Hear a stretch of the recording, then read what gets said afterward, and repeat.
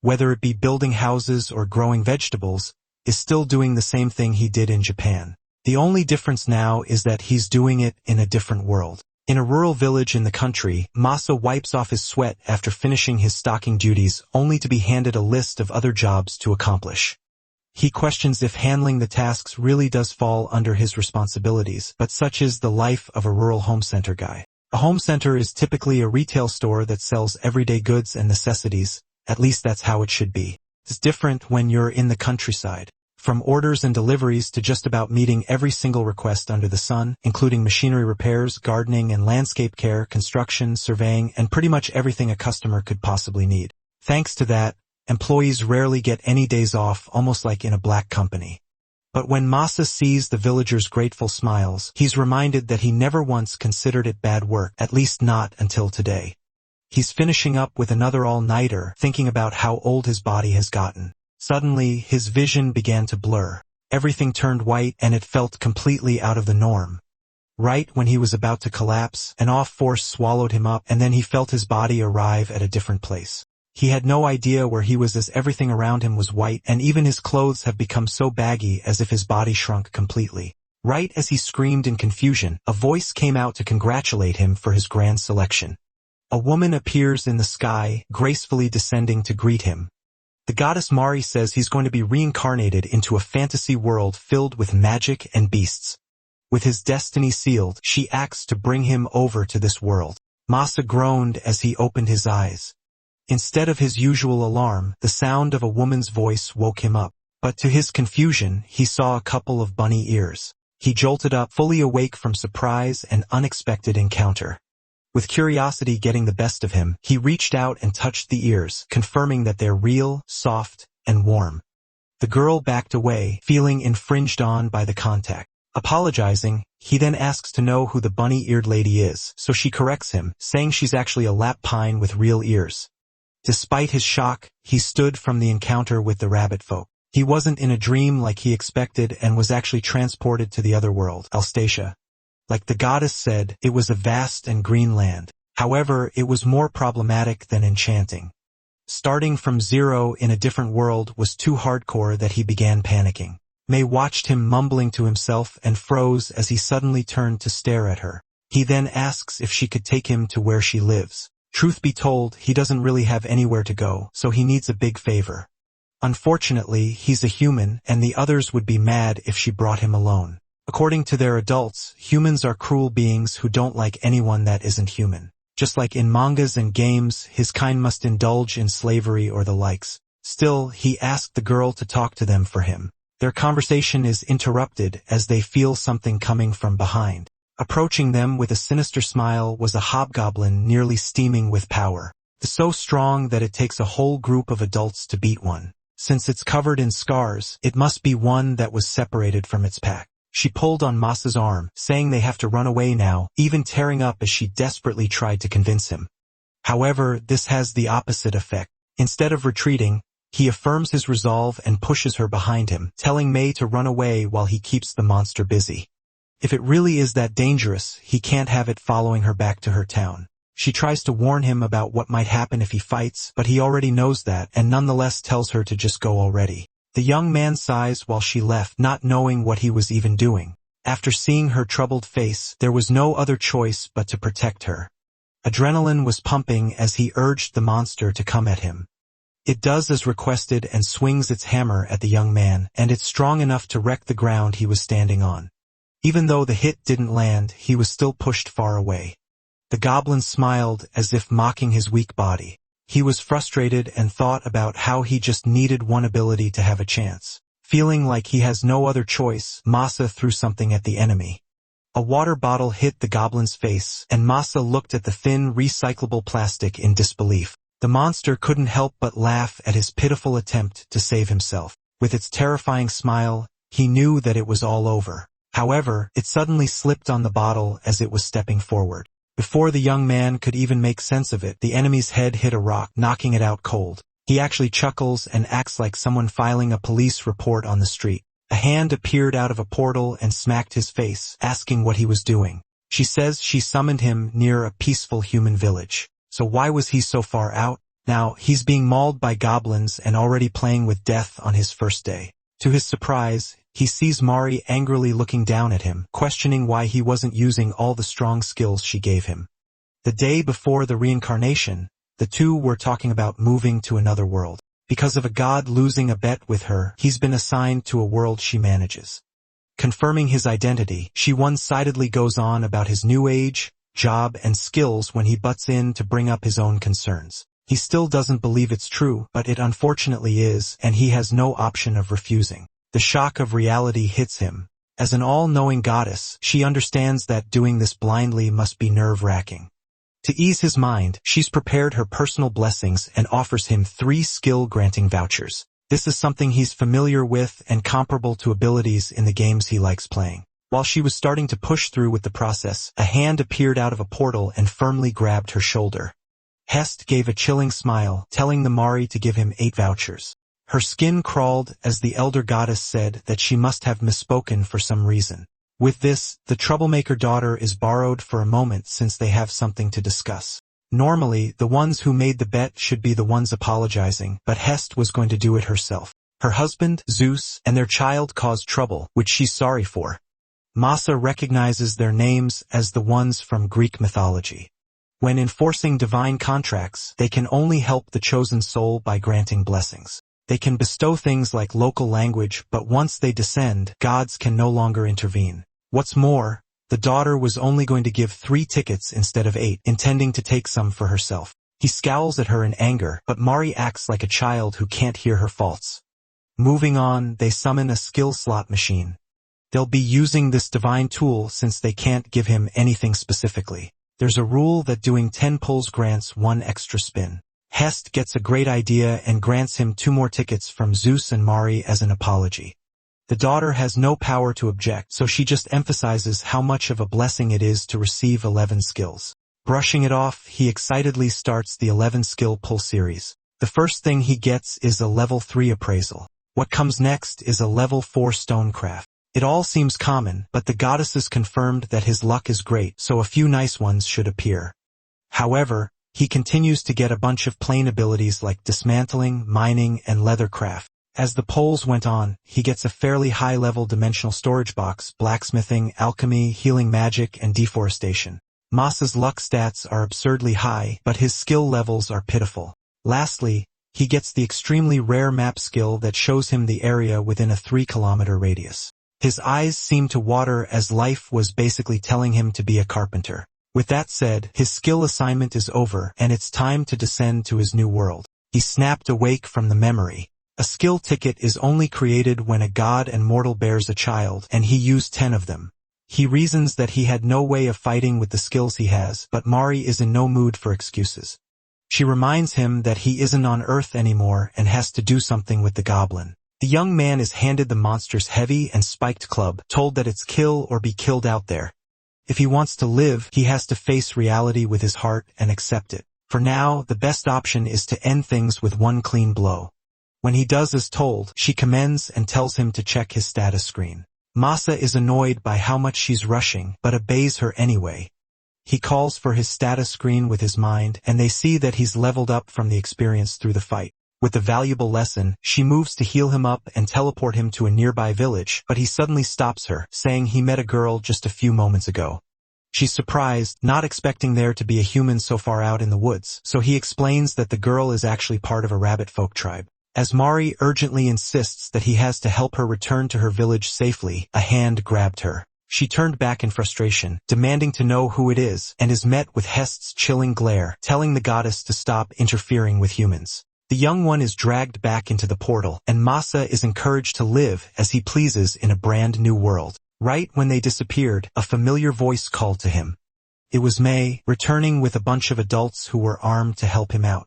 He smiles at the girl, crying as she embraces him, saying he made it through in one piece. Her kin then thanks him sincerely for putting himself in danger to protect a stranger. They get back to work and ask about the goblin, so the human just points to the spot where its body lay. Everyone stared in shock, unable to believe that he beat it on his own. As usual, he sheepishly laughs it off, saying he was lucky enough that it got into an accident. The situation was ridiculous, but the more pressing matter for him is where he was going to stay. Fortunately, they talked about this on the way and agreed to welcome someone in need. His eyes beamed with hope and gratitude. Opening their home to someone who risked his life to protect May is no big deal at all. The first thing he needs to do is meet their chief. Everything happened so fast earlier, so they didn't have time to talk. Now, May finally introduces herself properly, but the image of her calling him her big brother makes his heart tingle. As his reaction makes her worry, he says he just never expected that anything like this would happen.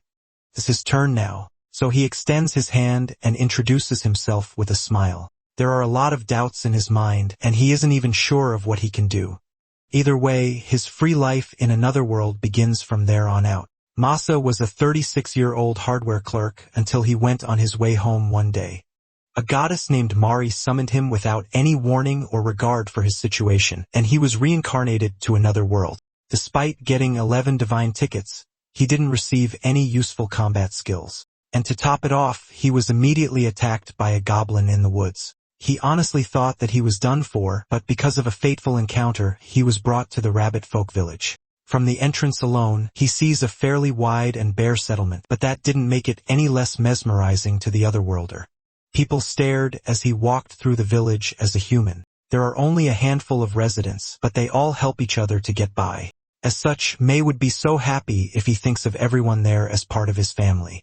He's grateful, but couldn't help but notice that the defensive fence was just a bunch of logs tied together. Considering the houses as well, the civilization felt like it was in the Stone Age. Told that it's been just 2 years since they set things up, Masa thinks about how tough they must be having it. They reach a larger-looking hut, which is where he'll be greeting the village chief. He's led inside and sees Toro arranging a bunch of arrows on the ground. Fortunately, the head greets him with warmth, already having heard of him. He doubted his own ears when he first heard the news about the human that day. The chief looked pretty young despite his position. Masa bows and thanks them for being so accommodating to him. If they hadn't taken him in, he'd probably be eaten out in the woods. On the contrary, Toro says they're more grateful that he risked his life to protect May. With that said, he formally welcomes the young man into their village. It might feel too fast, but for the time being, he'll have to stay at the child's house. Her father died at a young age, so she and her mother are looking for an extra pair of hands. While he doesn't personally mind, he worries about it being uncomfortable for someone her age, but she says he's more than welcome to be part of their home. Again, he's extremely grateful for their hospitality. Since the sun is already setting, he can focus on settling in, and they can talk about village matters tomorrow without worrying about things. They're being so kind to him, and he wonders if there's anything he can do as an outsider to repay them. Right as Masa was walking out of the chief's hut, he remembers his old life as a hardware store clerk. Thinking about all the experiences in his previous life, the divine skills granted by the goddesses, and the current state of the settlement, something important clicks in his mind. It felt unfortunate at first, but he realized that there was something he could do for everyone. He loudly and urgently calls to the chief, repeatedly saying that he found the perfect thing he can offer. With that said, he still needs their permission. He asked the chief if they'd allow him to make improvements to the village. It was a bold and daring proposition, especially from an outsider who just got there. He emphasizes how he can step in to improve the houses and general living conditions. Toro puts his excited feelings on hold for the time being. While he's certain that the human isn't speaking on a whim, he sternly reminds him to be mindful of the situation. People would naturally get nervous if a guest who just arrived suddenly wants to remodel their homes. This is true, and he understands that trust takes time to build. However, he's already noticed the problem and can't just let it be. Without safety, none of it matters, and everyone will just keep getting hurt all the time. Given their situation, they can't afford to delay preparations due to fear of an outsider. Masa was as nosy in his old life, but he's someone who can't sit still without giving it his all. As such, he fervently wishes to do what he can to help the village that took him in. Even if he messes up, he promises to fix things one way or another, such as the conviction he developed while working at a hardware store in the countryside. Respecting his passion and determination, Toro asks about the first thing he wants to tackle. After all, it's obvious in his eyes just how serious and sincere he is. The chief also agrees that the village needs improvement and that they've also talked about it. Thanking him for the trust, Masa says he'd like to start with what stands out the most. It was easier said than done, but nonetheless, he gets to work by first checking his skill list again. What he'll be capable of will be somewhat dependent on the abilities he receives. There are some he's never seen, likely developed innately. Since there are so many, he decides to test everything out one by one. With bright eyes, he appraises a hatchet and sees a detailed description of the tool. Amazed by the quality, he makes sure to be careful not to break what he borrowed. The skills seem to work without any prior experience needed. Scrolling through the list, he looks for other things that might be useful. Masa sees a wood-cutting skill that doesn't need a tool among his abilities. He walked up to a tree, skeptical but eager to try it out. Merely putting his hand out, he feels something happen, but doubts his eyes as he doesn't see anything change. To his surprise, the tree falls to one side, cut completely clean from its base. Aside from it nearly falling on him, the skill consumed 1/6 of his mana. That's the cost of using a level 1 skill, but there doesn't seem to be any issues. For the time being, farming and blacksmithing are unneeded, so he sets his eyes on a processing type of abilities. Among his list is masonry, which looks useful for his current task. Like before, he doesn't need any tools to make it work, so he goes ahead and takes a stone from the ground, intending to turn it into a cube. It changes shape in the blink of an eye. The surface is rough, and it took 1/10 of his, so it might be affected by the size. Next up, he'll dry the wood he just cut down with the perfect skill for just that purpose. Since the level is the same with masonry, he can compare the efficiency of the two. He wants to use the tree trunk as a major material later on, but he still has to remove the moisture. It'd normally take years without any tools or months with costly equipment. However, it looks like the skill will allow him to do it in an instant. Giving it a try, he holds his hand out just like earlier. The sun was about to set, and May was in the woods fetching Masa for dinner. To her surprise, she sees him on the ground, passed out with a log on top of him. He was clearly in worse shape than when he fought the hobgoblin. This must be the mana depletion people talk about, and he must have overexerted himself. That said, there was almost no distortion in his work, and he managed to turn the wood into usable lumber. While he's ashamed of passing out, it was time for dinner. They head back to May's house, and he meets the child's mother for the first time. She introduces herself as Lulu and asks that he be comfortable in their home. As usual, the child goes on and on about how he saved her from a hobgoblin. It was time for the welcome party, so everyone took a seat. Their home might not be lavish, but it'll keep out wind and rain enough to be called his home. Again, their kindness knows no bounds. Thanks to the hospitality of the rabbit folk, it seems like he'll be able to manage in this new world. From there on out, he'll be sure to do his best and start living life to the fullest. He has no idea how much he'll be able to repay the debt he has to them, but he'll do everything he can with all the might in his body. Tomorrow, he'll be starting with the village's home improvement plan. It was finally time to improve the village, so Masa gathered a bunch of important people at the entrance where everything was going to start. The first order of business is reinforcing the fences defending their home. After the chief told everyone about him helping out, people have been buzzing with excitement. They ask why he's choosing to start with the fences of all places. No matter what project, safety comes first, and a wooden wall won't keep monsters out. From the base up to a set height, Masa is thinking of making it out of stone. There's a lot of material from a nearby cliff, and it'll surely be much sturdier from the front. One worries that they don't have the manpower to haul that much rock to the gates, but he says it'll be a fine even if they need to surround the entire village. After all, he and May already hauled and brought everything necessary this morning. He releases tons stones and boulders from his dimensional storage box skill. With that, bringing things over won't be a problem for them at all, but people are still shocked that he even has that skill in his arsenal. Misunderstandings and rumors start to brew from this alone. From the start, it already did feel like one of the rarer skills that he rolled in the slots, so he decides to keep it under wraps. Moving on, they now have to help each other stack the stones on top of each other. A couple of villagers got to work but are immediately stopped by the project leader.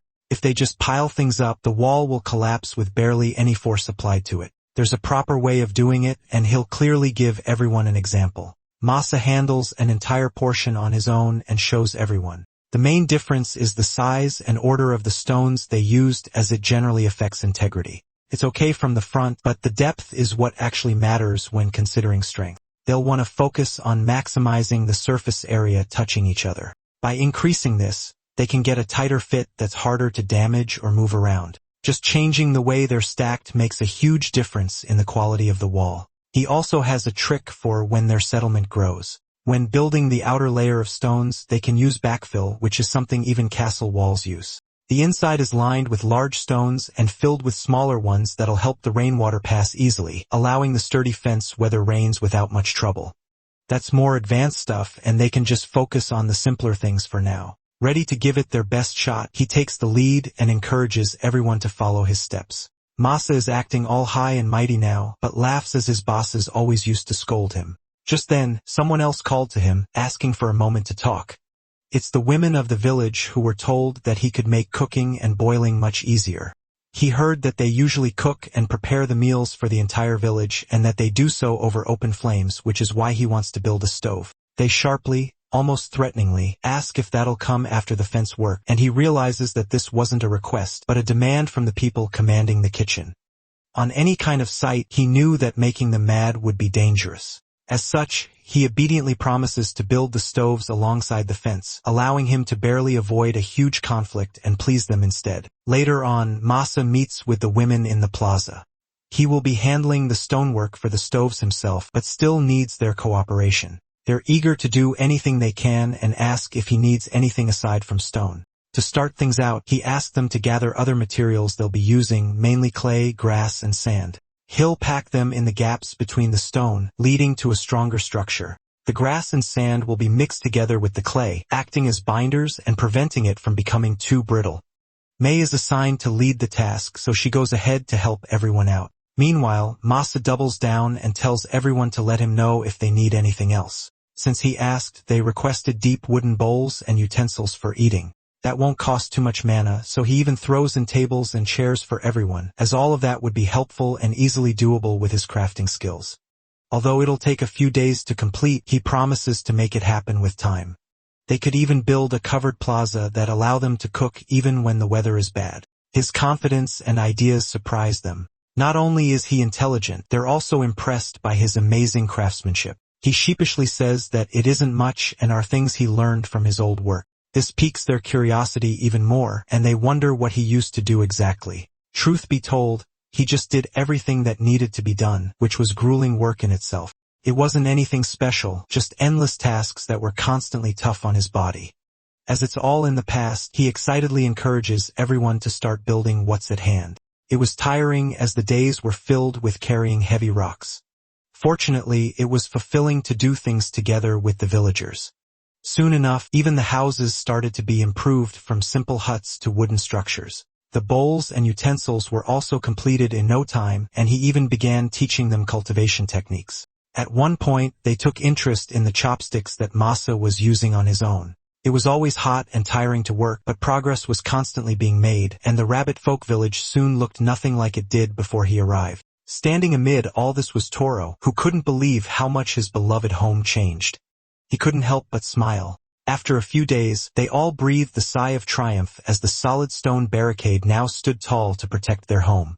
Every one of them cheered with a mixture of pride and surprise that they built it themselves. Right as they were celebrating, a sharp voice called, telling them to stop and come quickly as dinner was ready. The covered plaza was bustling as the entire village ate dinner together. It was much more comfortable now, especially with the new stove burning hot. Masa is glad that they liked it. While it's a shame that the forks aren't being used much, it's nice that they like the chopsticks. Just then, the chief spots him mingling with the others. Toro thanks him for all the work he's done, but the human insists that they all help make it happen. Words aren't enough to express their gratitude, but sincerity is all they can offer him at this point. May ran to hug him tight, joyful that the village is once again thriving because of him. He couldn't be happier. The sight of his happy face played in the Hall of the Gods, where the two goddesses watched things work out well even without Mari's interference. She argues that she wasn't wrong at all, and that he's just lucky with how it ended up. The young man has 11 skills, so it's only natural for her to worry, but he went ahead and got even more skills all on his own. Simply speaking, he's an anomaly among humans, and both of them noticed from the start. Most people are born with a couple of gifts, but he's different. Hest praises her husband for choosing such an interesting human to summon. The world's civilization and culture barely developed for 10 whole years. Masa has been there for just a while, but he was already serving as the key and catalyst to change all that. The young man really was something else. They can now live comfortably safely. Although he insists that this is still just the beginning. At one point, they might even build brick houses and call themselves a proper town. He doesn't want to bring it up, but the most important thing to him are the toilets, as doing it outside is getting old. Since they're in a fantasy world anyway, he gets an idea and says he has something to ask everyone. He wonders if there are any slimes in the nearby areas. There's a colony by the cliff, but they're dangerous creatures that dissolve everything. Masa smiled, as these are the exact conditions he was hoping to get. The village eventually has to discuss sanitation and hygiene. If they're going to get serious, they'll need materials, at least for a dirt floor. To do that, they'll need some gravel, slaked lime, and murky water, so he asks everyone if there's an ocean near the village. It suddenly grows completely cold and silent. He has no idea why the energy shifted. May confirms that the sea is nearby and that they actually came running from that direction, which is where they used to live. May reveals that they escaped from the ocean. The rabbit man adds that they were driven out by the humans and starts to cry. Feeling their anguish, Masa can't help but feel disgusted by the turn of events. They were persecuted by humans, and yet the rabbit folk accepted him in their home wholeheartedly. To break the tension, he asks if he made the wood table awkward. He adds that if they want to make the settlement better, they need the materials that can only be obtained by the coast. Still, the place where they came from must mean the world to them. Sadly, he can't just drag them back there, so he is thinking of going alone to the sea. However, the next morning, he is surprised that May tagged along secretly. He tells her that she can't go with him since the journey might pose a danger to her. He adds that he only beat the hobgoblin because the beast tripped himself. It will be tricky if a horde of goblins were to attack them and they need to fight. She at least needs to duel with the beasts. The older rabbit chimes in and agrees that joining the expedition will be dangerous for her since she doesn't have enough experience on the battlefield. Upon seeing the village's chief, Masa feels grateful that he came to see him off. The old man gives him an armor to help him protect himself during his journey. He requests that if Masa ever sees surviving demi-humans in their old village, tell them that they are safe and thriving in their new land. Masa agrees to his request and assures him to pass his message. Silently, he also thinks of investigating the situation of the remaining beast folk in the area. With this, he also entrusts May, Lulu, and others to the chief. He looks at the rabbit girl with fondness in his eyes. The young rabbit cries as he bids goodbye and tells her to behave and be a good girl while he is away. After making all the necessary preparations, he leaves the settlement. On the fourth day of his journey, he starts running and feels the rush of the wind and scenery just flying by. He doesn't feel the tiredness in his body and has been mapping his destination using his map skill. At some point, he sees the ocean while the sun is setting. Along the way, he runs into various monsters that he manages to slay easily. As he goes on with his journey, a group of men whose carriage stumbled over asks for help. He agrees to help them, but little does he know that the men were bandits ready to attack him. He fights all of them and in the end, defeats the bandits. Compared to the hobgoblin he ran into earlier, the group were nothing but a joke and he knocked all of them with the club he had picked. He was about to strike the bandit again and remembered the words of the goddess that evil humans should be taught a lesson. Despite this, he uses his healing magic and heals the wounds he inflicted. He couldn't quite bring himself to leave them with worse injuries. In exchange of letting them live, he gets their loot and the weapon he wanted the most. It was a win-win deal. While he was continuing his journey, the map suddenly reacted and it led him to the seaside town he was looking for. He wonders if this was the town where May and the others lived in. With this, he readies his things before heading to the village. From a distance, he can see the watchtower from the distance being completely abandoned. As he walks further, it looks like the place was attacked and ransacked. Getting closer to the village, he is shocked to see a group of goblins in the middle of a raid. They all shift their attention to him and lunge at him. He drops his bag and retrieves his sword from his vault. He studies them closely and figures that they were hobgoblins too, but the weaker ones. He then draws his sword and swings it against the goblins. He easily strikes the enemies with the sword he got from the bandits. With this, he can finally use his only combat skill, which is the swordsmanship level 1. No magic. This is the technique he developed by himself and not from the system. Back in school, he discovered that he has talent in kendo and so now, he can easily use its basics to fight. He showcases his prowess in kendo and strikes the goblins. Seeing them fall one by one, he is confident that he can finish them all using the sword he got. Then out of nowhere, a boar with a goblin riding it is rushing in his direction. Masa is fighting with the boss of the pack. The beast rushes towards him, and he braces himself for the impact. He gets sent flying on the ground, but gets back up immediately. The beast rushes towards him again. Running out of breath, he must find a way to deal with the goblin controlling the boar. Additionally, it is hard for him to reach the goblin with his sword while it is mounted on the boar, and getting close to his target means getting blown away by the insane charge speed of the boar. It feels like he is in a traffic accident. Just then, Masa realizes something.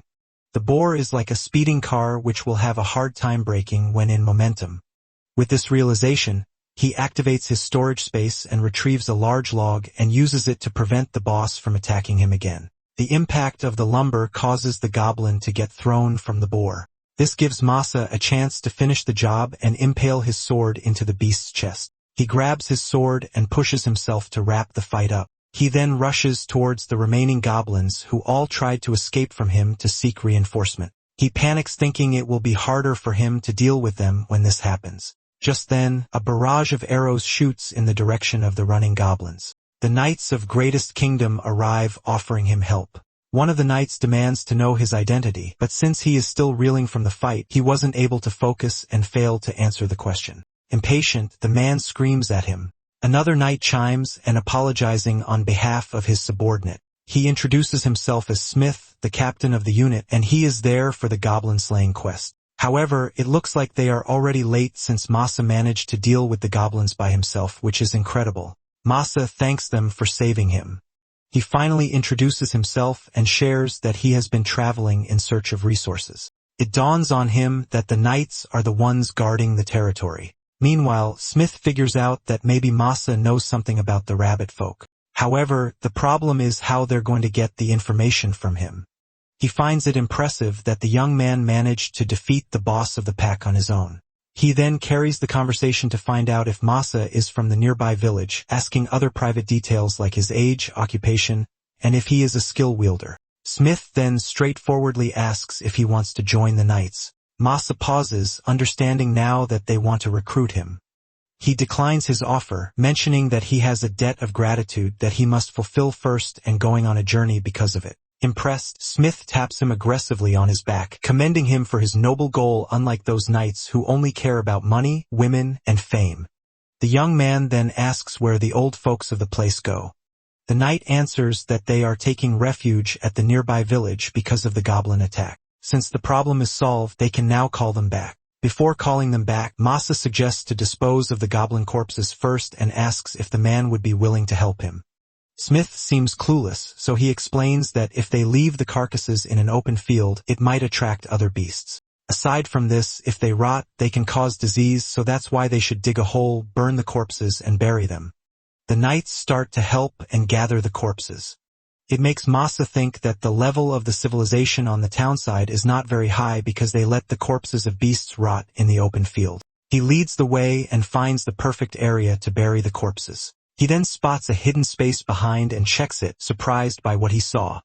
Meanwhile, Hest is shocked by the progress of Masa and asks Samari to rewind the scenes from the start. They saw how the man defeated the goblin boss while riding the boar. Hest asks for Masa's information they have on file. She reads that he was top 8 in the National Kendo Tournament when he was in 9th grade. He was a runner-up in the boxing professional tournament in high school. She wonders if those achievements are normal for those chosen to be reincarnated. They wonder if something happened when Zeus modified his body for reincarnation. Masa isn't meant to have combat prowess, but right now it seems like he can fight beasts as well aside from building. Mari seems relieved to hear this, but Hess points out that it is a dangerous situation since Masa can overthrow the balance of their world. Additionally, if they leave things as they are, there is a possibility that Mari can vanish. Back in the village, the people thank Smith and his knights for saving their village. Because of them, they are now back in their homes and resume their daily lives. However, he clarifies that Masa was the one who dealt with the goblins himself. So in return, they would like to hand him a reward as a token of gratitude for the bravery he showed. Masa hesitates at first but accepts it later on. Smith then looks at the village chief, Garv, and asks if he can provide the reward. Garv looks conflicted since their village is poor, so any payment beyond the nightly service where they are currently exempt from will be hard for them to provide. Masa has another thing in mind aside from money. He clarifies that he is much more interested to receive wooden crates or water jars. Smith is shocked that is all he wants. The young man confirms, saying that he needs them to transport seawater and shellfish. Smith remembers that he came to the village to look for materials and asks if he is still completing them. Masa confirms again and reiterates that he needs materials for earthen walls. Smith looks at the chief and points out that what Masa is asking for sounds like a bargain for saving their whole village from the goblins. However, Garv pauses for a bit. He states that he can provide wooden crates, but water jars for those who are living by the sea. Masa can see that the chief just doesn't want to give him the right reward he deserves. He chimes in and tells him that his village doesn't have to worry about water and storing them since they have a well near the fields. Garv is surprised that he knows about the hidden well. Masa admits that he found the source of water by chance in the clearing at the end of the narrow path. Because of this, the chief is immediately captured by the knights for hiding the source of water for his own personal gain. All this time, they thought that the water was scarce in the village, but it turns out that the chief is just selfishly having illicit gains. Masa is about to go on his way when the villagers try to stop him. They demand accountability from him since they don't know how to survive without their leader. Confused, he tells them that their chief was the one who should be blamed. However, they still refuse to let him go and even try to attack him. As a retaliation, he hits the man on the face. The others try to strike him down as well, but he overpowers everyone who tries to hurt him. Later, Smith sees the result of the brawl. Masa lightly tells him that villagers suddenly attacked, so he needed to take action. They were easier than goblins. Smith points out that he went overboard in an already chaotic situation. He then shifts his attention to the chief, asking if he is behind the attack. It looks like he planned to kill Masa and then silence the knights as well. With this, he holds the chief accountable for the attack on Masa. According to the law, he will be sent to slavery. Hearing this, the chief begs for mercy. Being a slave is as good as being handed over a death sentence, and he can't accept it. Masa smiles after seeing his reaction. He tells everyone that he is willing to forget what happened, and this will make the sentence effectively lighter. They would still serve time, but this would not make their lives a living hell. The chief asks what he needs to do to be forgiven. Masa replies that he needs to answer his questions. First, 2 years ago, didn't the land they are dwelling on belong to the rabbit folk? He then bravely asks what they did to the rabbit folk to drive them away from their home. The chief grits his teeth in anger and tells Smith to put the young man in his place. However, the knight doesn't side with him and instead asks if he is guilty of it. Just then, a knight named Eldo places himself before the chief, shielding him from Masa. The man is surprised by the knight's move, who then asks why he is so invested to dig an issue that was already from 2 years ago. Masa then reveals that he owes the rabbit folk a great deal. Looking at them, Masa can tell that Eldo and Garv are hiding something, and he is determined to dig it up. Seeing how resolute Masa is about learning what happened to the rabbit folk, Eldo decides to tell the truth. The man looks strong anyway and seems like the type who would force the truth out of him sooner or later. 5 years ago, when the new king had just ascended the throne, he sought to expand the kingdom. Because of this ambition, the surrounding villages and settlements were conquered. One of those villages belonged to the rabbit folk. Eldo and Garv were tasked with conquering it. They succeeded, forcing the rabbit folk to flee their homeland, which was then absorbed into the kingdom. As a reward, Eldo was promoted to knight and Garv was appointed village chief. In the end, it was the kingdom's greed that swallowed the rabbit folk's land. They further revealed that rabbit folk captured during the war were taken as prisoners and enslaved. Worse still, they were subjected to humiliation and forced to live with their heads hung low in shame. Enraged, Masa demands that they release the demi-humans. Smith tries to pacify him, urging him to calm down. He understands Masa's frustration but explains that the slaves are now considered property and cannot be released so easily. Using that logic, Masa asks if beating them and enslaving them himself would make them his property as well. Smith points out that his reasoning is flawed. Masa spits back that it was that same absurd logic which allowed them to enslave demi-humans in the first place. Smith explains that the situation is beyond their authority and that slavery is permitted by the kingdom's law. Boiling with rage, Masa screams, asking if it is truly acceptable to enslave such kind people.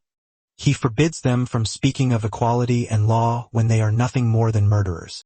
After venting his anger, Masa apologizes for being overwhelmed by his emotions. He gives them time to think about what they plan to do moving forward. As he walks away, a portal suddenly opens and a hand reaches out, slapping him hard across the face. Shocked, he sees the goddess, who immediately pulls him into the portal.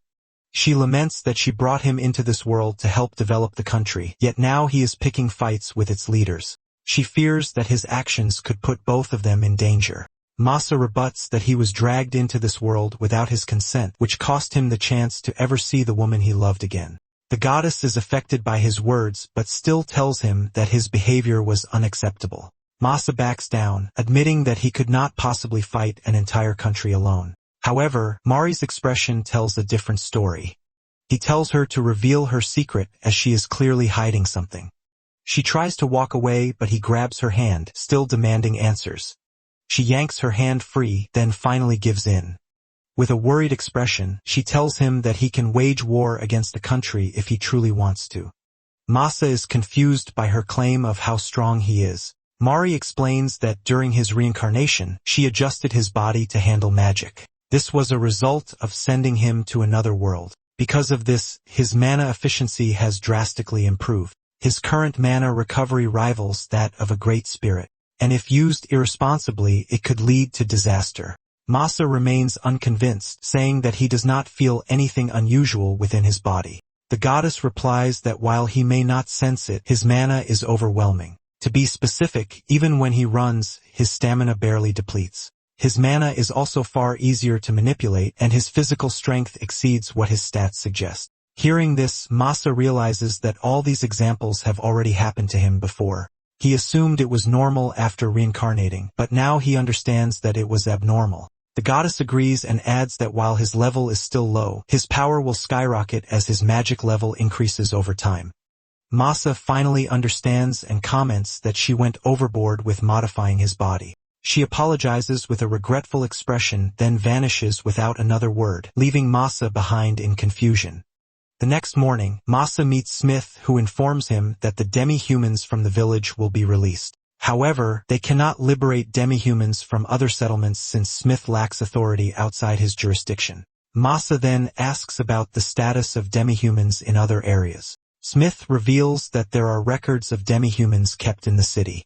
With this information, Masa plans to head to the city and ask the authorities about the whereabouts of the other demi-humans. Noticing Smith's strange expression, Masa asks if something is wrong. Smith denies it, saying he is simply glad to be of help. Masa warns that negotiations fail, he will resolve the matter by force. Smith urgently asks him not to do that, explaining that he arranged the meeting to avoid conflict. A carriage soon arrives to take them to the city. As Masa approaches it, he asks what kind of city they are heading to. Smith replies that they are going to the City of Knights, Port Alum. As they draw closer, Masa cannot help but marvel at how developed the city is. Smith agrees, adding that while it may not rival the fortress city, its defenses are second to none. He can't help but compare the City of Knights to the fishing village, which lacks basic knowledge and hygiene. The City of Knights also reeks of beast corpses. It seems like this is the standard for their world, and this extremely bothers him. In another thought, this might be a sign that freeing the beasts will be possible. Meanwhile, the knights see him laughing weirdly alone, which seems alarming. They are now heading to the council, and since they are meeting the leader of the city for the negotiation, he will have to verify his identity at the gate. Smith requests that he have his guild card ready so the guards could check. Masa suddenly looks nervous. When they arrived at Portalines Adventurers Guild, Smith scolded him for not having a guild card. He compares the young man to a slacker since he was supposed to get the card when he turned 12. More than embarrassment, Masa is just glad that his secret as a reincarnated soul isn't revealed because of his lack of guild card. The receptionist of the guild welcomes him and instructs him to put his hands over the magic tool in front of him. He is amazed by how it will automatically generate the guild card. The receptionist explains that guild cards are a technology bestowed by the gods. She reminds him that fraud or forgery will be punished. She also adds that personal information can be kept private, but his name, registered guild, and criminal record cannot be hidden. Furthermore, the information is only used for identity verification and cannot be accessed by others unless the holder is deceased. Masa is quite shocked that their privacy protection is top-notch since he didn't expect it. After the process, she hands him his guild card. When he receives it, the two knights behind him seem excited to see his stats. He carefully studies it and commands it to display his details. He nonchalantly views his card and thinks that it is simply like the status screen but in print. Meanwhile, the two knights are incredulous by how many skills are enumerated in his card. He tries to hide his skills, but it is too late now. The shocked knights talk behind him out of disbelief. Normally, an adventurer would just have 1 or 2 skills, but the young man has more titles on his card than they have ever seen before. Masa tells them to keep his secret and let it slide. The two agree. Not knowing how to make sense of his skill set as well, they discuss how they would make a believable story to tell the leader of the city.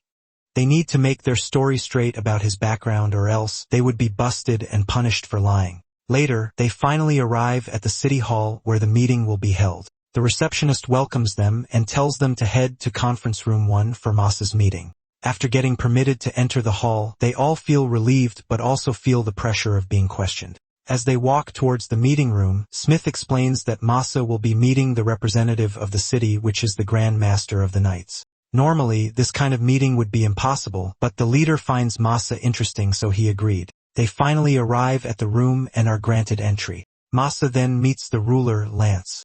He can immediately feel that his presence is on a whole different level from the other knights. From this, he can say that this negotiation isn't going to be easy. He walks forward to the leader and thanks him for granting him an audience. However, Lance tells him to cut the small talk since he has been briefed about his agenda of wanting to free the demi-humans. Straightforwardly, Lance tells him that with this kind of request, he must have something valuable to trade. Judging by his demeanor, he doesn't plan on using money to talk. He is curious what Masa has in store to offer him. Masa quietly observes the ruler in front of him, who seems so calm and quite difficult to read. Without dirty tactics up his sleeve, Masa decides to show his hands since this will be the biggest deal since the city was founded. Calmly and in all seriousness, Masa states that his offer to the city is his vast knowledge. Lance is in disbelief by his vague offer and demands him to elaborate for everyone to understand. Masa explains that with his knowledge, he will lower the death rate and improve sanitation and food supplies. Furthermore, he will increase jobs to improve productivity and living standards. If allowed, it would be great if they start with the carriages because he noticed how bumpy the ride was. The carriages lack spring mechanisms to absorb the shock and make the ride smoother. He offers to make them carriages that are more comfortable and efficient with his advanced knowledge. He also adds that their horses shouldn't be barefoot. His discussion is interrupted when the secretary of Lance appears and reports on something. Lance then tells Masa that he understands the importance of the knowledge he is offering. It is true that these improvements are what the city needs, but right now, they can't trust him because he has no credibility yet and has no solid collateral to give. Full of conviction, the ruler tells him that he refuses to trust someone that isn't offering a tangible asset. He needs the man to show him the results first. This might convince the villagers and him more to trust Masa. Confused by what he is saying, Masa asks if he means he should join the knights. Lance already heard that he turned down Smith's offer, so he has given up that possibility. Right now, he demands results from him, so until he shows them the fruits of his knowledge, they won't be releasing the captive demi-humans. So he must work there until there are tangible results, or else he will be killed for lying to everyone. With this, he asks Masa again if he is still willing to negotiate when his safety is at stake. Masa agrees with full conviction, which shocks everyone. Lance accepts his decision and adds that improving the city's sanitation and the carriages will suffice. He promises that if he sees even the slightest results, then he will hand over the demi-humans to him. Seeing him stunned, he pushes the man to go over the paperwork with the librarian. Masa can't believe that the ruler is so generous with his offer. Lance tells him that they just have a difference in perspective. From his point of view, he gets to offload beast men who might start a rebellion. This is a good deal for him that even yields a profit. Besides, they share the same belief that the war only imprisoned those who are weak, and it is nothing but an invasion. Masa warmly smiles at this, realizing that the leader of the city isn't corrupt at all. Lon states that he will issue a decree to gather the scattered demi-humans to free them. However, they will surely face an opposing side for doing this. He asks if Masa perhaps can think of how to deal with those who will oppose their decree. The young man excitedly thinks of a scheme. After contemplating, he proposes that he will challenge everyone who will oppose the freedom of the demi-humans to a duel. If they lose their right to complain. Lance suddenly perks up since the proposal sounds interesting to him. It would be a spectacle to watch, and it has been long since he got so entertained like this. However, the plan wouldn't be surely enough. Since they are the city of knights, they respect the strongest. And if one defeats the strongest, he will surely be the one on top, and no one will oppose his wishes. He then grabs his sword much to Masa's surprise. Lance finds him worthy to be his opponent after he wiped out a goblin horde alone. He then raises his sword against the young man, challenging him to a duel. Masa is incredulous. He isn't sure how to fight the leader of the knights, especially seeing him so thrilled to fight him. This is what scares him, so he nonchalantly turns him down, stating that it will be troublesome if the ruler gets injured. However, Lance has already decided and commands Smith to check the arena's schedule for their duel. Without choice, Masa agrees to the duel and tells them to just inform him of the date. He then proceeds to discuss with everyone the importance of hygiene. Right away, he starts a study session on the basics like why they must keep things clean.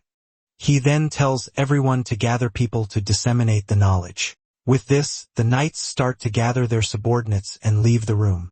Masa looks at them with annoyance on his face, warning them if they try to run away from the lesson, they will definitely get a private lesson. Seeing the frustration on their faces, he tells off the knights that as the leaders of their city, they must be the ones to learn hygiene first so they can be a great model to everyone. Lance praises him for being thorough and leaves the rest to him to deal with while he trains. However, he refuses to let the ruler leave the room since he needs to learn as well. Later, Masa starts his lesson on hygiene. He expounds that they should learn how to dump their wastes responsibly. Waste left in the open would attract insects and rats that bring diseases. So to sum up his lesson, they must boil their water, cook their meat, and clean and wash regularly. The lesson is a basic human survival skill, but looking at the knights, they seem to need time to process everything. Lance is impressed that he can give a decent lesson but doubts if hygiene can change anything. Masa points out that following proper hygiene will decrease the rate of death and illness from infants to adults. Aside from this, they will be able to prevent outbreaks of the plague. Hearing this, Lance asks who he really is. In their research center, the information gathered about the possibility of the plague is scarce. Meaning, the value of the information about it is far too great, making their deal hardly a fair trade. Confused, Masa asks why a good deal for them sounds like a problem.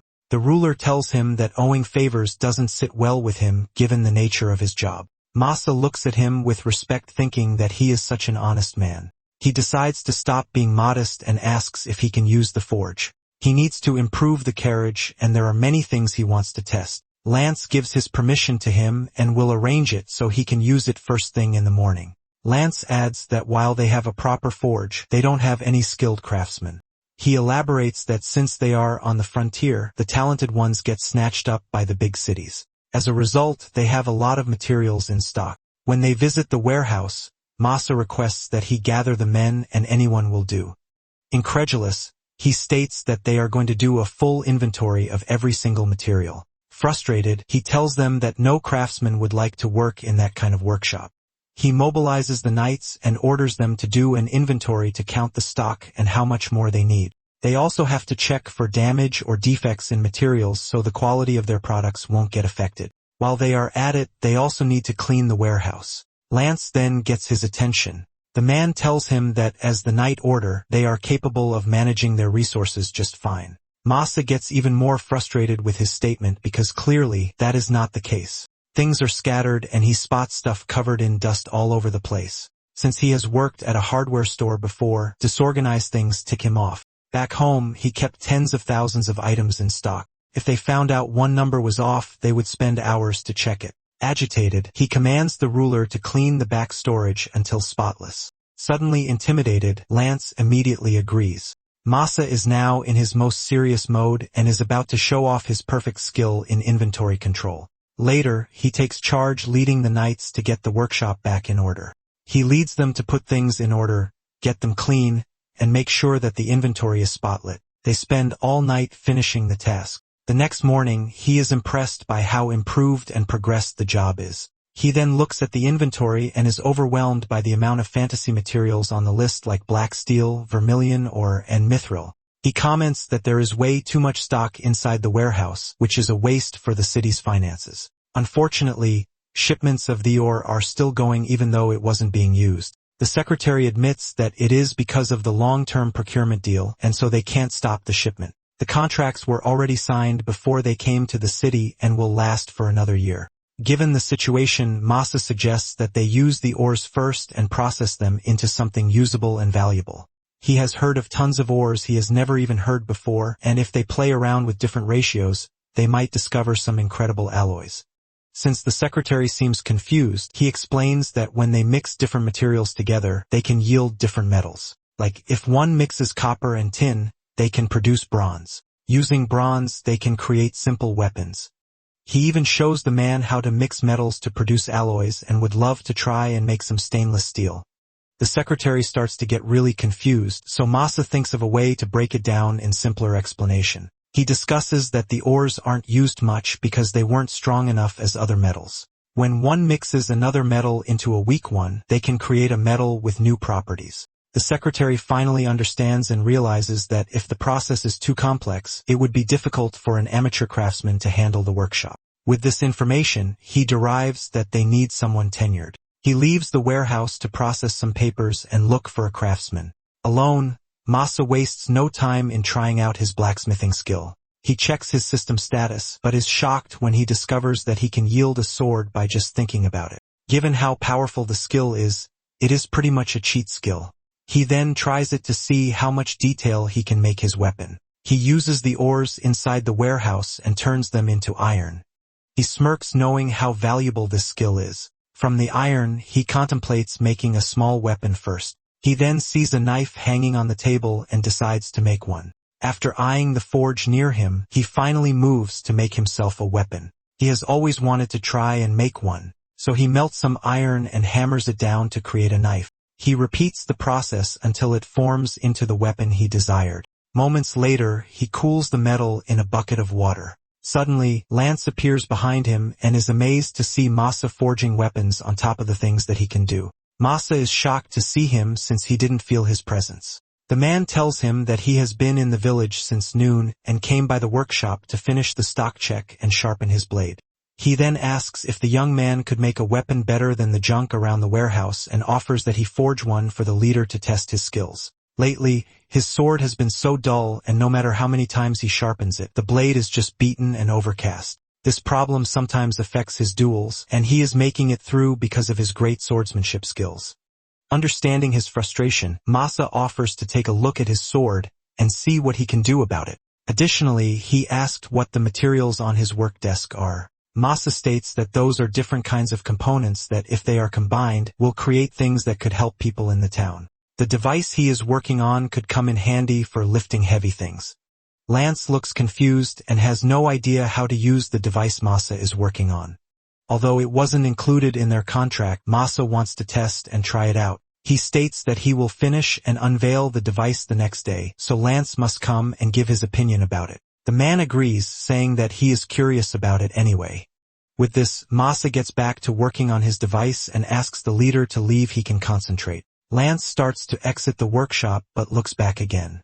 He can see that the man is so fired up and thrilled. It reminds him of the first time he took up the sword. He waves him goodbye and tells him not to overdo himself. As the night falls, Masa finally finishes the device he is working on. He went a little overboard, but doesn't mind this since he loves seeing people happy and feeling useful. Tomorrow, he will show everyone in the town the hard work he has put into realization. In addition to this, he also has to teach the folks how to use the device he has made and continue the lesson on sanitation. He is also contemplating adding a crash course on crafting. As the morning arrives, Masa wakes up to the face of a woman he is unfamiliar with. After a moment, he recognizes her as the messenger of the knights. She complains that the knights dumped all of their errands on her since they are all busy studying. She came to pass on the message and remind him of the upcoming duel he has with Lance in 3 days. He should be present at the training grounds in the morning. She comments that he is quite a brave soul to challenge a man like their ruler since Lance is truly a battle junkie. However, this could also mean that Lance is fond of him. Nevertheless, she advises that he get prepared for the duel given that it isn't going to be an easy one. She also has the medical team on standby during that duel in case he would need it. He assures her that he won't likely need the medical team and he'll be careful. She comments that the duel seems exciting and she hasn't felt this thrill to watch a duel for a long time. Masa then remembers that he needs her help and requests that she call everyone to the town square because he needs to demonstrate something. Later, Lance and his knights are in the town square and waiting for Masa to appear. Just then, Masa exits from the well and is glad that Lance is already there. The ruler then notices that the device he was working on the night before is already installed near the well. With a cheerful voice, he requests everyone to gather closely. He mentions that he will be demonstrating drawing water from the well with the new device. This will make their lives easier and it is also super easy to use. To start demonstrating, he calls a random female villager to try it out, emphasizing that women and even kids can use the device. First, pour some water into the pump hole. This will fill the gaps, removing the air and creating a vacuum. The vacuum pulls the water from below up into the pipe. Then they need to move the lever up and down. The water will then start to draw out from the well into the bucket. The villagers are all in awe and liken the process to some sort of magic. Contented with the result, Masa discusses that the tool is called a pump. Since the pioneer pump is successful, he plans to install them in the main town as well to make use of them. Next, he also plans to improve carriage since it is really medieval the last time he used it and this will affect the trade. Masa inspects the bottom part of the carriage and sees that it is just a box with a metal axle running through the base and wheels attached. To improve the carriage, the passenger area needs to be separated from the wheels. A frame must be added on top and the seating section should be suspended from it. After that, springs will be installed at the front and back. Seeing his confused expression, Masa explains that he only knows the basics and will need to test the vibration mechanism to see if it works. He starts by building the base. Using his advanced knowledge, he creates a blueprint, smooths the wood, and attaches the parts together until the body of the carriage finally takes shape. Once the first prototype is completed, he asks the leader to ride the carriage since he has already run out of mana. They attach it to a horse and another knight drives it for testing. As the carriage moves, Lance finds it impressive since it barely shakes compared to his old one. The ride is not perfectly smooth, but it is comfortable and far better than before. Masa explains that he added a shock absorber suspension, something no carriage in their city currently has. With this design, the left and right wheels are linked by a single axle through springs. He also mentions that he can experiment with independent suspension where each wheel moves and operates on its own. There are several types he could test in the future. On top of that, he plans to make the passenger section large enough to carry around 9 to 10 people. Lance is thrilled to hear this as traveling during expeditions will become much easier. Masa agrees, noting that they need to consistently introduce new technology to make breakthroughs in their everyday lives and make things easier to manage. Hearing about the improved carriage, other knights volunteer to try it and see how comfortable it is. While the others are busy testing it, Masa calls Lance into the workshop to show him the other tools he has made. He promises to teach the craftsmen how to repair them.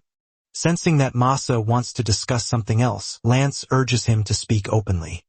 Masa comments that the commander is sharp and admits that they need fairness in their negotiations. Lance agrees and asks what Masa desires in return for helping the village so much, especially since many of the improvements were not included in their contract. Masa states straightforwardly that he wants to form a pact banning invasions between beast folk and humans. Additionally, he asks to receive some of their surplus or... Lance pauses for a moment, clearly contemplating the conditions. After a brief silence, he agrees, and Masa breathes a sigh of relief. With this, a treaty that will provide mutual benefits for both sides will be formed.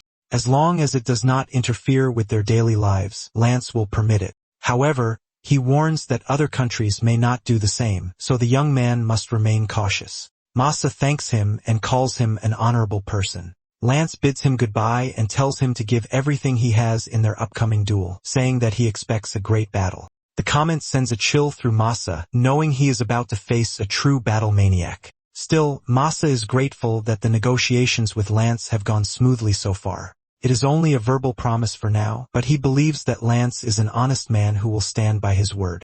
Exhausted, Masa decides to call it a day and rest to replenish his lost mana. Just then, the secretary appears and reminds him about the hygiene lecture, noting that everyone is waiting. More knights soon arrive, seeking his guidance on the new inventions he introduced to the village. After attending to everyone's needs, Masa is finally able to rest after the exhausting day. He lies down on his bed and realizes how tiring it is to teach people who do not even know the basics. He remembers his days working at a home improvement center where instructors patiently taught him until he became certified. He suddenly wonders how everyone back home is doing. Masa opens his window and reminisces about the person he misses the most. However, she no longer shares the same sky or the same moon with him. If only he could tell her directly how he feels and that he has given up on love if it is not with her. Mari appears, feeling guilty about his longing. She listens as he laments about wanting to give up on love and wishing he could have said goodbye. He tries to downplay his feelings, likening his experience to a poem about love that he once read years ago. It is tragic, but he is slowly learning to accept it. Curious, Mari asks what kind of person the woman was. Masa describes her as petite and adorably sweet. He confesses that for him it was love at first sight. When they first met, she was working incredibly hard, and he fell for her tenacity. A few months later, he told her that he liked her. He was not good at expressing his feelings, so his words came out clumsy. That was when he learned that she had already been with someone else for years. After that, he left home. Despite everything, he remained hung up on her, but he still managed to congratulate her on her wedding day. What makes it strange is that he later met a girl in the rabbit folk village who shared the same name. Her name was May, and seeing her shocked him, causing memories of his past to resurface. Noticing Mari's guilt, Masa reassures her that he is fine. He tells her that he has a new goal in life now and that focusing on it feels refreshing compared to dwelling on the life he left behind. If anything, he is grateful to Mari for giving him a new purpose. Returning to her usual self, Mari agrees. After all, she is a goddess, and he was brought into this world specifically for his role. Masa looks at her, annoyed by her boastful tone, but notices the warm smile on her face. He used to think she was just a lousy goddess, but now he finds himself thinking that she is actually a cool one. Hearing the compliment, she smiles again. The sight makes Masa happy and gives him renewed energy to return to work. He bids her goodbye. As Masa resumes his tasks, Mari looks at the moon with a content smile on her face. 3 days pass. Masa is busy teaching, sharing, and spreading what he knows.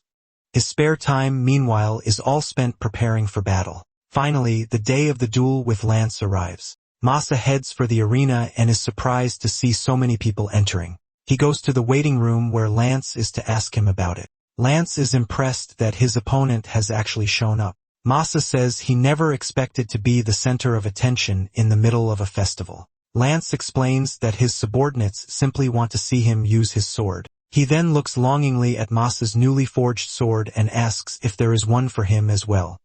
Masa replies that no one hands out custom blades for a duel. Lance then takes out a black great sword, saying he will enjoy the duel to the fullest. Masa sees that it is forged from tougher ore, but the craftsmanship is about the same as the loner blade. Lance then asks his opponent about his own weapon. Masa draws his brand new sword.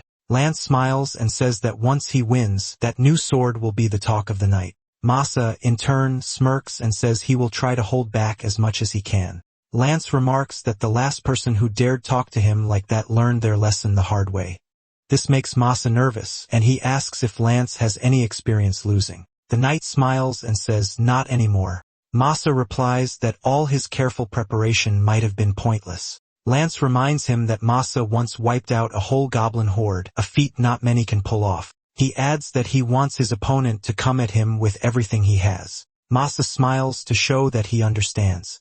The two then walk out of the room together and enter the arena, where they are greeted by loud cheers from the massive crowd. Masa looks around, feeling a bit overwhelmed, and spots the messenger officer sitting in a rather fancy section. She smiles at him as the two fighters square off. A host then declares that the battle between them may begin.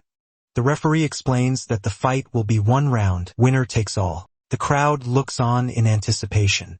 Victory will be decided when one fighter surrenders or can no longer fight. Finally, they are instructed to keep it clean and the clash begins. The messenger girl asks an aide what he thinks of the fight so far. He calls her Milady, a title she does not like. She remarks that Masa does not even look like a warrior. They assume he might have a trick up his sleeve and guess that the fight will depend on its effectiveness. The two fighters continue to clash swords. Lance says he did not expect a human could match his strength. Masa asks if that means they can just agree he has won. Lance laughs, then makes a different strike, forcing Masa to take a step back. He uses his foot to sweep the blacksmith off balance. Masa falls backward as Lance moves in. He sees the knight's sword coming down at him and avoids it at the last moment. His face fills with fear as he asks if Lance is trying to kill him. Lance figures from his stance that he must have had some training. He continues to attack, noting that the young man's techniques are crude. Masa blocks one attack with the hilt of his sword. Lance compliments him but keeps on the offensive, while Masa desperately tries to avoid each hit. He realizes real combat is very different. He remembers that Mari said he could fight a whole kingdom, but with the way he is floundering now, that seems impossible. However, he has now confirmed what he needed for his plan. He decides now is the time to make his best move. The experience he gained at the rural station, everything he learned, all the lessons the artisans taught him, all will be put to use. He raises his hand and activates the skill item box storage space. Lance braces for an attack, but instead, large logs rain down on the arena. The knight is surprised. There was no report of Masa having a rare skill. He still has no idea what the blacksmith is thinking. Is he planning to use the logs as footing? Lance stands in the center of the debris. Masa sees his chance. He uses multi-skill activation to cast woodworking and architecture.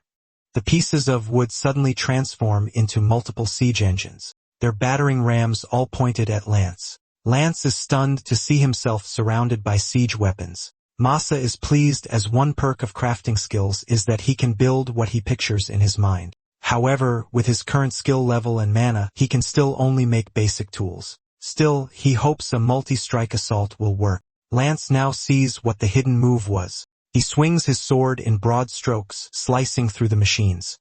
The messenger watches with a curious look. Lance, meanwhile, is disappointed if this is all there is. He sees that Masa is trying to keep his distance to craft more items, so he decides to crush that opening with one decisive step. The messenger now looks worried and gets to her feet. Lance moves forward to end the fight, but is shocked to see that Masa now has a giant crossbow. He realizes that this was the blacksmith's plan all along. He must have built it beforehand, and now Lance is trapped. The arrow is released, and the knight knows he cannot avoid it. He raises his sword and meets the arrow head-on. There is a massive impact as Lance struggles with all his might. He is finally able to deflect the arrow with his sword, leaving the audience impressed. However, he is exhausted from the effort and sees that Masa is taking this chance to charge at him. Lance is too tired to defend himself. He can barely move his arms. Still, he figures he has a chance if he can force a lock-up and pin Masa down. He raises his sword just enough to block Masa's attack. To his surprise, his great sword cracks from the impact and shatters. The proud falls back to the ground, defenseless, as Masa stands over him, victorious.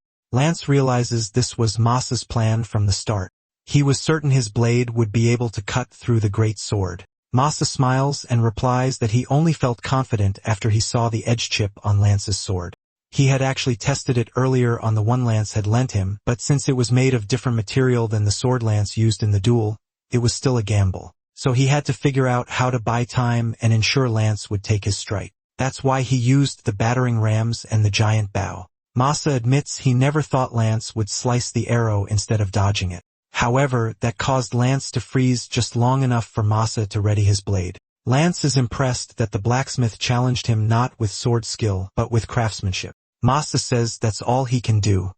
As he activates his storage skill, he takes out a brand new sword and explains he couldn't hand it over before their duel. He holds it high and offers it to Lance, smiling as he calls it a token of gratitude. Lance is left speechless. Masa also acknowledges that he now stands no chance against the knight. Lance swings the new sword a few times to test it, looking genuinely happy and thankful. He then tells Masa that he lives to fight. Each battle is a thrill. No matter the weapon, every bout teaches him something new and reminds him why he is alive.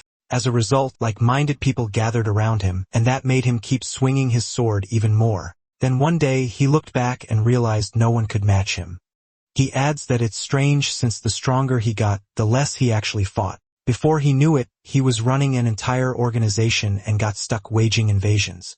That's why today felt so refreshing. He hadn't had this much fun in ages. He then tells Masa not to say he can't win just because he gave him a new sword. Winning a fight means growth, which means Lance will grow too. Lance says that next time, Masa should beat the future Lance, who will be even stronger, and adds that he's looking forward to their rematch. Masa says he'd rather not, but acknowledges they will cross blades again. Lance then declares Masa the winner as the crowd watches on. He adds that they will fulfill their promise and proclaims the beastfolk slaves free from this day forth. Later that evening, in the Knight's Quarter Tavern, guests enjoy their meals. One man, Eldam, mentions he never thought a production-type skill could shine so well in battle. He then asks Smith if he's ever considered training under a carpenter. Eldam laughs and states that Masa has a lot of skills under his belt. Smith keeps praising Masa, but Eldam grows nervous when he notices Lance standing right behind them, hearing every word. They turn, stunned, to see the knight. Both look at him nervously, but he tells them to calm down, explaining he's actually there to talk to them. He asks if they were the ones who brought Masa to the city.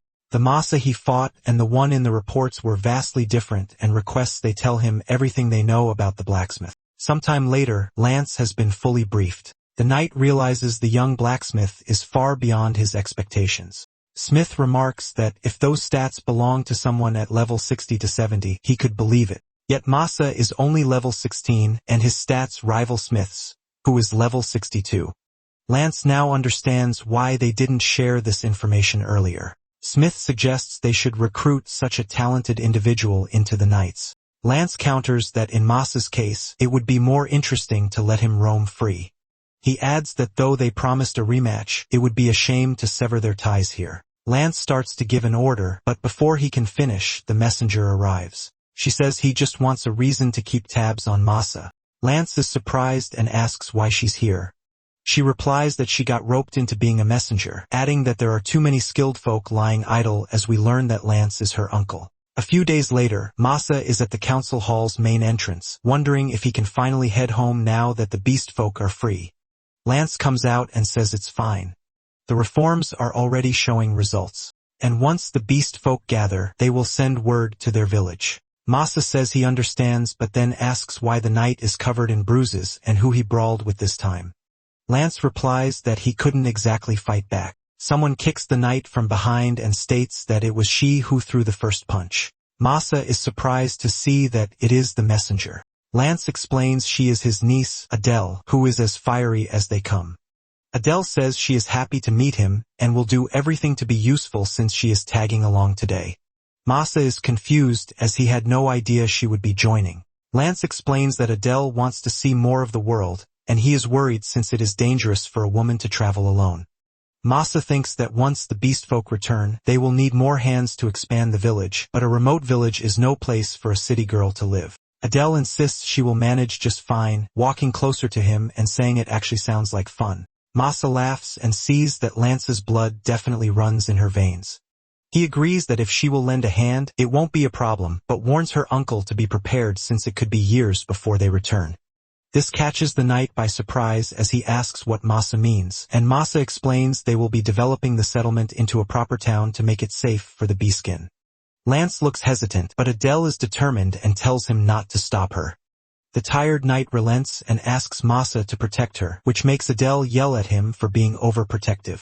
Lance's face then softens as he bids them goodbye, and Masa promises that once things settle down or if the situation becomes too hard, he will be back waving to the knights as he and Adele set off.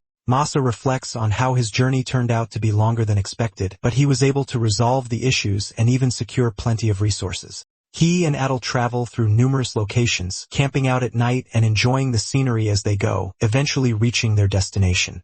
Masa is pleased that, on top of everything, he now has a powerful ally at his side. He greets the rabbit folk and spends the next few moments bringing them up to date, knowing they will also have to figure out what comes next. For now though, he is glad to be back and just wants to enjoy the reunion. Mari watches it all while sipping tea, smiling happily as the screen shows that the world development bonus has been granted. Masa discusses with the chief the possibility of setting aside their grudges with the humans for the future. The chief worries that now that Masa's technology is fueling human advancement, they might become even more dangerous. Masa assures him there is no need to worry, as he has already spoken with their commander. He suggests they focus on expanding the settlement now that many of their beastfolk are free, and he stands up to declare his vision. He wants to build a beastfolk city. The next morning, May and Ada wake Masa in his tent. The two girls complain that he is still not ready, especially since he was the one who said he had a big announcement to give. They head out first but urge Masa not to be late to the announcement spot. Masa is still groggy and first checks his status screen to review the skills he can use for city building. He is surprised to see a new message. He presses it and discovers that Mari's sister, Era, has written to him. He has been rewarded with more skills due to his contributions to their world, and she hopes he can make their world an even better place for future generations. With the discovery of Era, Masa now realizes there is a whole pantheon of gods. He is glad to know there is a god who seems more responsible than Mari, a sentiment the goddess resents. He concludes that if he keeps accomplishing things, he will receive even more skill upgrades, so he takes his time reviewing all his new skills. Adulin may come back to yell at him for not trying to get up faster. Later, Masa goes to the gathering spot and tells the beastfolk he wants to discuss future of their settlement. He explains that now that other beastfolk are free from the humans, their population will triple, and they will need to improve their food situation, protective walls, and other amenities. He announces that he plans to build a town near theirs. The rabbit people question whether they can build a town on their own and ask what kind of town he envisions. Masa answers that he will make sure they can do it and that he wants a town where beastfolk can live safe, happy, and free. His declaration makes everyone smile, and all the people instantly agree to help him. Masa can see they trust him without question and feels guilty. He shares with them, in a serious tone, that he can no longer hide who he is if they continue to trust him so completely. He reveals that he came from another world and was brought into theirs by a god. The people fall silent, making Masa think his story is hard to believe, but then many begin asking questions about what kind of world he came from and what kind of god he met. Adel admits his story checks out given how different he seems in culture and knowledge. Masa asks everyone how they can believe him so quickly, and they tell him it is easy to believe when gods are involved. Masa realizes that a story like his is easily accepted in a world where gods are commonplace. The chief also tells him their trust will never waver as he stood up and protected them. This makes Masa glad to see he is loved, though now the people won't stop hounding him for more details about his world, much to his annoyance. Masa quiets the eager crowd by promising to share all about his world over dinner, then turns everyone's attention to the work ahead. He explains they must begin clearing fields and expanding their tents, and he assigns each person a task. Adele and May watch him expectantly, waiting for their own roles and grow visibly annoyed when he hesitates. Finally, he asks them to produce slaked lime, calling it the secret weapon of construction and a job he can trust to no one else, a responsibility that satisfies even Adele's pride. Masa shows them the kiln and cooking tools they'll need, instructing them to place seashells inside, add firewood beneath, and light the fire. He points to Abella's box beside the kiln, explaining that pumping it pushes air through a pipe and blasts oxygen into the furnace, raising the heat to 1,000 degrees. When the girls look puzzled, he clarifies that water boiling with bubbles means 100 degrees, and clay glowing red-hot means about 1,000. He urges them to use this knowledge of heat responsibly and with safety in mind, reminding them that technology can bring happiness or misery, so they must always think before they act. He asked them to be careful with the techniques they learn from him, whether they succeed or not. May asks if it's okay to fail, and Masa pats both girls on the head as he reassures them that failure is part of learning, and that they must also learn the right way to use technology. Adel and May's faces glow with the trust he's placed in them. Masa announces they should start heating the furnace and guides them through the initial steps before leaving to clear the land for the new town. At the site, he builds a blocked flat flooring area, exhausting himself and working up a sweat. He estimates it will take 6 hours for his mana to recover and realizes that at this rate, leveling all the land for the town will take days. The thought of such exhausting repetition horrifies him, and he begins searching for another solution. His eyes land on the nearby cliff, and he remembers the time he spent with May and the rabbit folk below it, which gives him an idea. A smile spreads across his face as he runs toward the cliff's edge, and below, he sees the slimes in view. Masa brings a slime to the village, announcing that he plans to keep it there much to everyone's concern. The chief questions his reasoning, pointing out that slimes are monsters. Masa explains that he wants to use it to process sewage and food waste while also studying its nature. He mentions having seen documents in Portalon stating that some monsters can coexist with humans, and he believes they can be used as resources much like wood or stone. Privately, Masa does not voice his idea of building toilets using the slime. The chief is impressed by the concept of utilizing monsters as a resource. Masa elaborates that he wants to observe how much the slime can consume and establish safe handling methods, and he shares his additional plan to raise giant lizards to address their food situation. After considering the proposal, the chief agrees to let Masa keep the slime in the village, delighting him. Over the following days, Masa studies the slime and discovers it cannot climb higher than its own body height. He experiments by feeding it grass and wood, observing that it slowly absorbs and dissolves them. After several days of the same diet, he notices that while it continues to eat and digest the materials, it seems to grow tired of them. Based on these results, he concludes that the slime should have no problem digesting food waste. One day, a rabbit folk alerts Masa that the slime is not moving. Worried, Masa rushes to his pet and picks it up, finding it shriveled and stiff. He realizes it has become too dry and needs water. After placing it in a pond, the little creature revives. Later, rabbit folk bring more slimes for large-scale breeding experiments. From all his observations, Masa forms a hypothesis. Slimes are the world's self-cleaning mechanism based on his finding that they decompose only impurities in dirty water. Through his slime pet, Masa feels the joy of discovery. One day, May asks if she can keep a slime as a pet. Masa hesitates, struggling to explain that slimes, while useful, are still potentially dangerous monsters. Reluctantly, he tells her she cannot keep one. Later, Masa informs the chief that he must leave the village again, having calculated that they will soon run out of timber and other materials. The chief agrees to let him go and even offers additional help if needed. Masa tells the chief that he has asked the gathering team to collect tree saplings and seeds because they need to plant them, explaining that while trees take years to grow, they can be cut down in an instant. So they must prepare for the future by giving something back to the forest and the mountains to maintain a rich environment since they are the ones using its wood. The chief and Adel are impressed that he is always thinking 10 steps ahead. Masa instructs them to focus on fruit-bearing trees and to grow them to waist height in the village before planting them in the mountains. The chief asks when Masa will be heading out, and Masa reports that he will leave as soon as he is ready, making it clear he is going alone, fully aware that Adele plans to accompany him. The next morning, May and Adele meet Masa at the village exit to travel with him. May defends her need to come due to her knowledge of herbs and plants, while Adele insists she won't stay behind when she can broaden her horizons with him. The girls join forces, declaring they are coming even if he says no, and Masa reluctantly agrees under the condition that they follow his instructions. As they walk through the forest, Masa explains that their task is not only to collect wood, but also stone and other materials, specifically seeds and saplings they can eat or use for medicine, emphasizing his desire to grow them since they must live in harmony with nature no matter the cost. When the girls wonder why he thinks this way, he explains that humans in his world developed so much that many living things went extinct, teaching him that it is not good for humans to be too powerful. And in his second chance at life, he wants to live as if everything is precious to this world. The girls call him cheesy but feel joy seeing him uphold such ideals, making them excited to discover new things on their journey. Later, Adel gathers stacks of huge logs and realizes Masa has disappeared from sight. May informs her that Masa went elsewhere, making Adel wonder how far the man is willing to go to cut wood. May then hears the sound of a sword being swung in the distance with her rabbit ears, and they walk toward the sound where they see Masa beheading a giant monster and its head flying off its body and hurtling toward Adel. Adel catches the head with her hands, freezing in disgust, and later, white with bruises from Adel's retaliatory hits.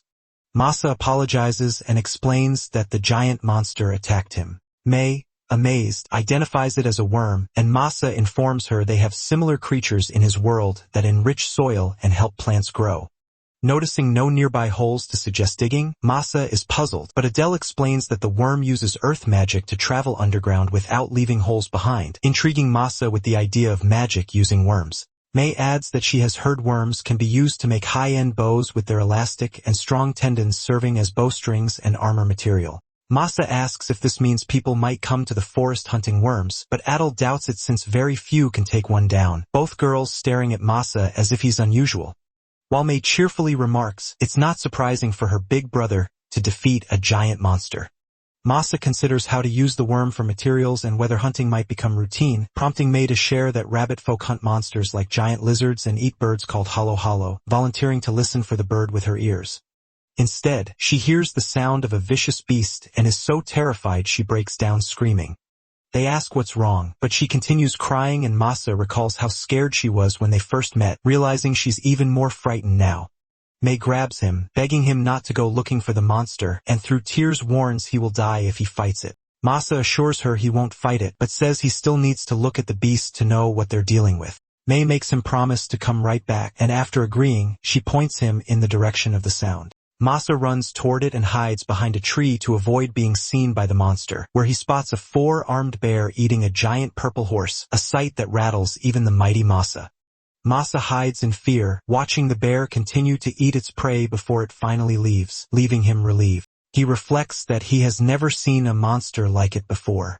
Examining the corpse of the horse, he notes it is just as abnormally huge with 6 legs and appraises it as an assault savanna horse, a mutant species that evolved from a horse that accumulated an abnormal amount of magic power, making him wonder where it got such a source. He then considers what he might learn about the bear, but suddenly a drop of water falls on his nose, and a second later it begins to rain. Realizing he and the girls must return to the village to warn the chief about the bear, they hurry back. There, the chief tells Masa they have encountered the demon bear, explaining it, like the giant horse, has mutated due to mana and is spotted every few years, its strength and attitude akin to a natural disaster. The chief expresses relief that luck was on their side as the bear likely sensed the coming rain. Adele voices fear that the bear might return, but the chief reassures her, noting it is already the rainy season when the demon bear becomes less active and paints a picture of the lowlands flooding and grasslands turning into a vast lake. Inspired, Masa asks if the watery environment means sea creatures will migrate to the area, and the chief confirms that aquatic creatures become active. Masa stands up to leave, making the chief think he intends to find and fight the bear. But Masa exclaims he is already sick of repetitive food and wants to collect sea creatures while the opportunity is hot. Rushing outside in a hurry, he sees the forest fields now filled with water puddles and gets excited. As he walks around, he almost trips, looking down at the puddle and suspecting something must have tried to pull him in. Suddenly, a giant green crab rises from the water and tries to grab Masa with its claw, but Masa effortlessly seizes the claw and lifts the creature up. He pulls a rope from his spatial storage and ties the crab so it can't move. Using his appraisal ability, he identifies it as a blue crab that turns bright emerald green when wet. Masa feels lucky to be in a place where he can find aquatic creatures so easily and grows excited at how many more he might discover. He proceeds to catch a variety of creatures from green, moss, crayfish, and poison toads to a stealth python. And after gathering what he can, drools at the thought of the village finally having something new to eat. Mare suddenly appears behind him, startling the man. Masa asks what she's doing out on a rainy day, and she reveals she can't get wet thanks to her divine barrier. She explains she appeared out of curiosity about why he was suddenly hunting aquatic creatures, and Masa realizes the goddess has never eaten seafood before. Proudly, he tells her these are ingredients he couldn't ignore, and a curious Mari asks if they're really delicious. Seeing her intrigue, Masa grabs her hand to take her somewhere they can share a snack. He builds a temporary hut to give them shelter from the rain, then pulls the blue crab from his storage space, suggesting they try it. Mari is skeptical about eating it, so Masa asks her to sit while he prepares their snack. As the goddess watches him ready his cooking utensils, his hair wet from the rain, she grabs a towel and places it on his head, gently wiping it dry and asking him not to move so she can finish. Masa remarks he never knew she could be so kind, prompting Mari to slap him lightly with the towel, blushing as she tells him to stay still by the fire and warm up. She adds that he should consider it a reward for working so hard in the village in Coastal City. They continue in a comfortable silence, both blushing and stealing glances at each other. Masa sets a dish of boiled crab on the table, and Mari admits it looks better than she expected. Though Masa, still awkward about the towel whipping, can only manage a quiet right. Mari tries to pull the shell from a leg, but it's too hard for her. Masa shows her the trick, pulling the limb horizontally so the meat slides out. After trying it herself, Mari takes a bite, and her face lights up at the delicious flavor. She praises the perfect balance of richness and sweetness. They share another awkward glance before returning to their meal.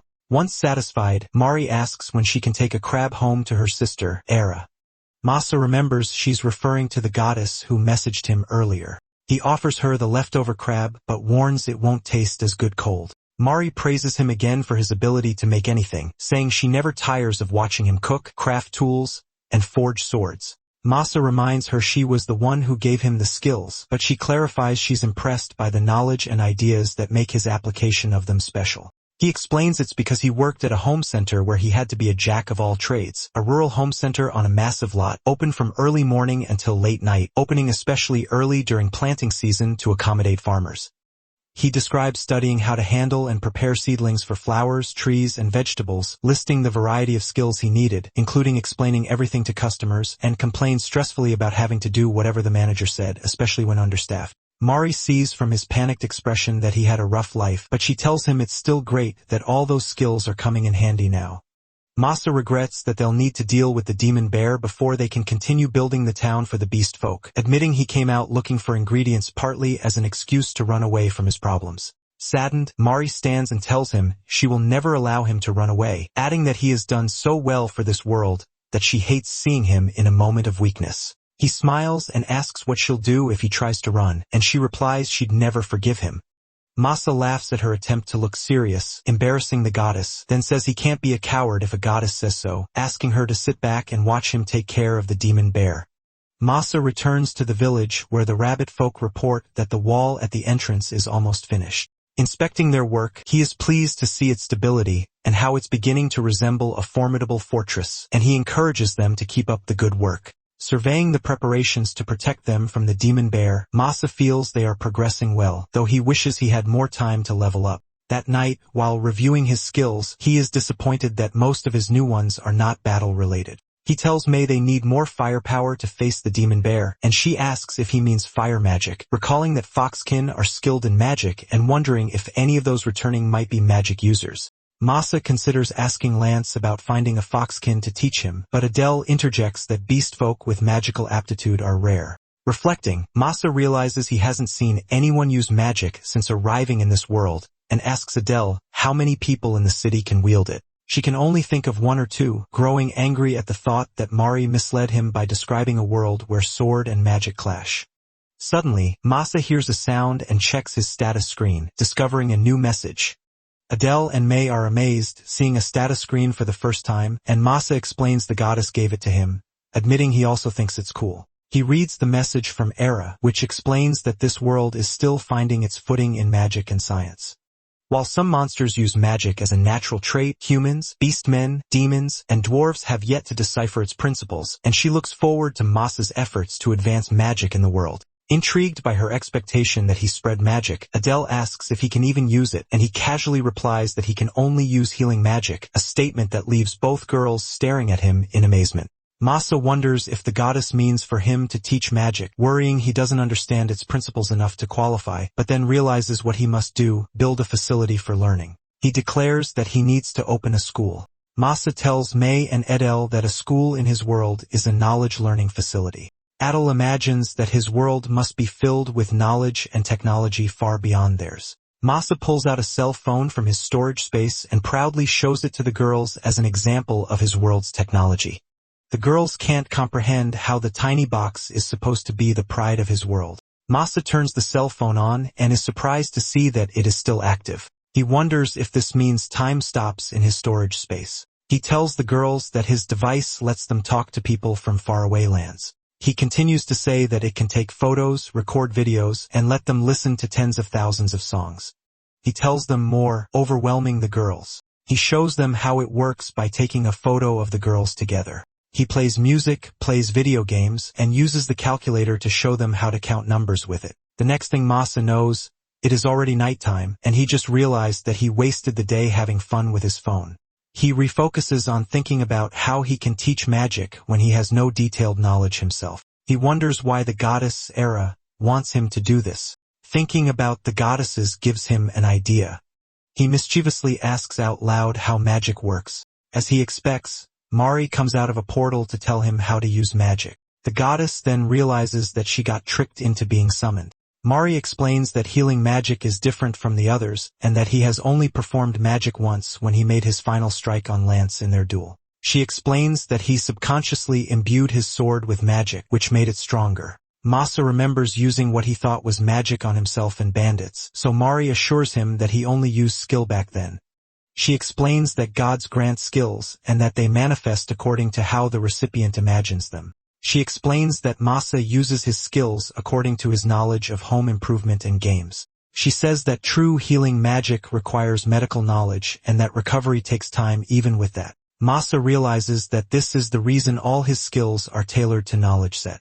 He asks now how he can use magic like he did in the duel. Mari reminds him how he can feel the magic flowing through his body when using a skill and that he even ran out of mana once. She advises him to imagine mana as his energy source and that he needs to let it flow while picturing a phenomenon he wants to create and then amplifying and manifesting it. From her explanation, Masa is confident that he can pull it off. He asks if it is okay for her to explain this much since it can be seen as a major interference. Mari says it's fine, but her scared face makes it obvious that she worries Hest will lecture her. Masa grins as he tells Mari that she just can't stop worrying about him. The goddess punches him for his cockiness and tells him not to push his luck. She admits with an embarrassed face that she is just helping out Era. Masa smiles at her and praises her for being a good big sister. After talking to Mari, Masa added studying magic to his daily routine. Meanwhile, life in the village resumes peacefully now that the anti-bear defenses are complete. Masa feels they wasted a lot of time since the demon bear never showed up anyway. While Adele tells him the bear not coming is the best outcome, Masa still worries this just means the bear will come next year. May thinks the most important thing is that the village is safe. The chief agrees and is at least glad they gained some useful arrows from the experience. Masa recalls that he means the arrows he made, which he added barbs to. He grins smugly at the thought of how hard the barbs are to pull out and how they are coated with poison. The chief tells Masa the hunting squad loves his arrows and shows them practicing on the firing range. He remembers the bows they are using are made from the tree monster. Masa asks the squad how the bows strung with worm tendon are performing. The squad falls into awkward silence, unsure what to tell him.